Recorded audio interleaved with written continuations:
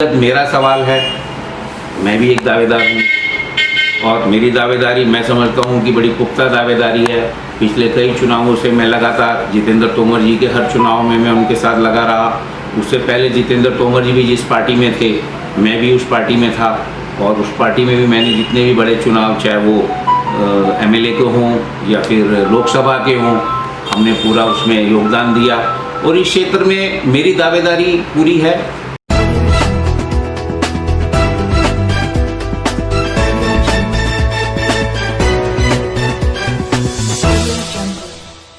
नमस्कार, मैं आरके जायसवाल और आप देख रहे हैं जनमत की पुकार न्यूज़।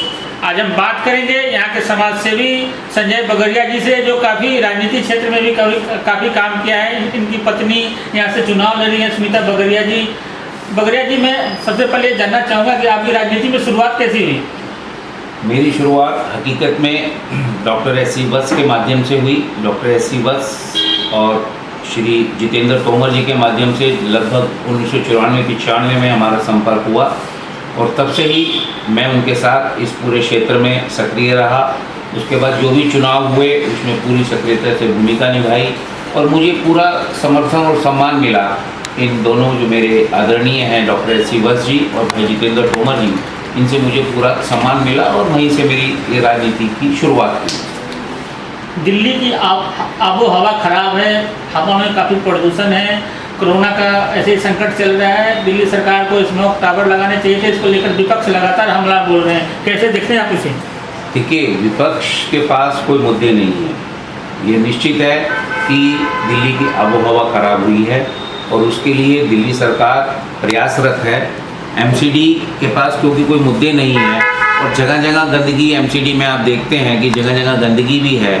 और जहाँ तक ये पोल्यूशन का सवाल है, ये बार बार ये बात आती है, चर्चा में भी आती है कि जो आसपास के हमारे राज्य हैं, चाहे वो हरियाणा है, चाहे वो पंजाब है, वहाँ से जो पराली का धुआं है उसकी वजह से भी इसके ऊपर बहुत असर पड़ता है। हालांकि अभी दिल्ली के मुख्यमंत्री जी ने एक अलग इनिशिएटिव लिया है और जो वो रेड लाइट ऑन गाड़ी ऑफ का जो उन्होंने शुरू किया है उसके रिजल्ट आएंगे, उसके बाद पता चलेगा।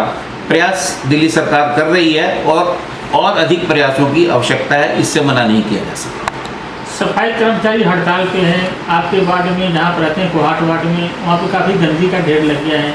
क्या कहेंगे? दिल्ली सरकार एमसीडी को पैसा नहीं दे रही है, इसलिए इनको पैसा नहीं मिल रहा है, ऐसा आरोप लगा रहे हैं बीजेपी। नहीं, ये आरोप बेबुनियाद है। अभी पीछे आपने देखा होगा कि दिल्ली सरकार के मंत्री सत्येंद्र जैन जी ने एमसीडी के तीनों मेयरों से मुलाकात की थी और उनकी समस्याओं को भी सुना था। और जहाँ तक दिल्ली सरकार का कहना है, उनका कहना है हमें एमसीडी से पैसा लेना है। अगर उनको पैसा लेना है तो ये आरोप एमसीडी का कि दिल्ली सरकार पैसे नहीं दे रही है इसलिए हम कार्य नहीं कर रहे हैं, ये सिर्फ एक बहानेबाजी है। पैसा देना एमसीडी की जिम्मेवारी है अपने कर्मचारियों को। अगर कर्मचारियों को वेतन नहीं मिलेगा तो कर्मचारी कैसे काम करेंगे? हालांकि ये बड़ी विकट समस्या है। इस वक्त कोहाट वार्ड बहुत साफ़ सुथरा वार्ड था, यहाँ से बहुत सफाई रहती थी, लेकिन इन दिनों में आलम यह है कि जहाँ भी आप जाओ कूड़े के ढेर मिलते हैं। क्षेत्रीय विधायक जो हमारी प्रीति तोमर जी हैं वो भी प्रयास करती हैं कि हालांकि वो काम उनके तहत नहीं आता, परंतु उसके बाद भी पूरा प्रयास रहता है कि सफाई की जाए।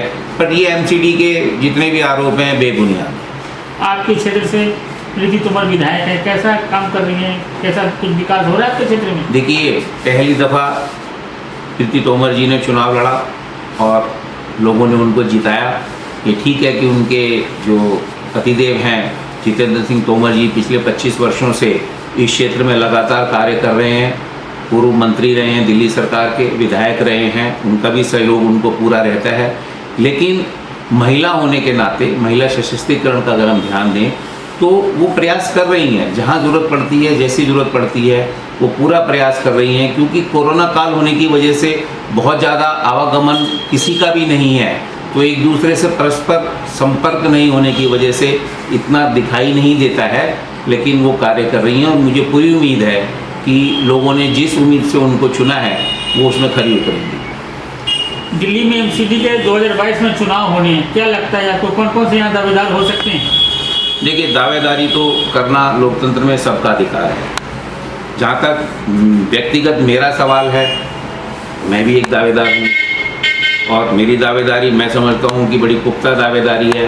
पिछले कई चुनावों से मैं लगातार जितेंद्र तोमर जी के हर चुनाव में मैं उनके साथ लगा रहा।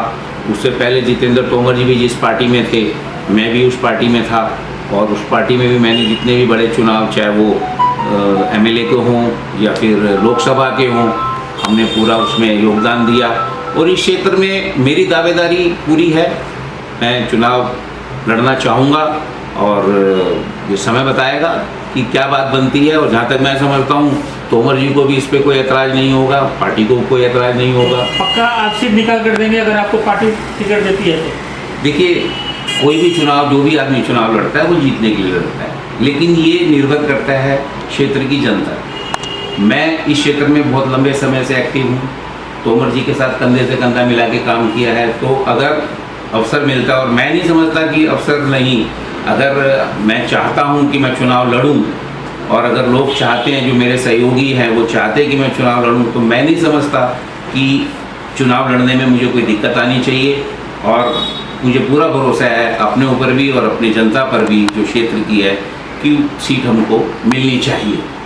और आपके माध्यम से जायसवाल जी, आपके और आपकी पत्रिका के माध्यम से मैं हमारे क्षेत्रवासियों को आने वाले सभी त्यौहार, दीपावली, छठ पूजा, गोवर्धन, भैया दूज की हार्दिक शुभकामनाएं देता हूं। मेरी ओर से बहुत बहुत शुभकामनाएं। आपका ये त्यौहार अच्छे से बीते और सुख संपत्ति आपको मिले। देख रहे हैं जनमत की पुकार न्यूज। हमारे साथ ये बात कर रहे थे यहाँ के सामाजिक कार्यकर्ता हैं संजय बगरिया।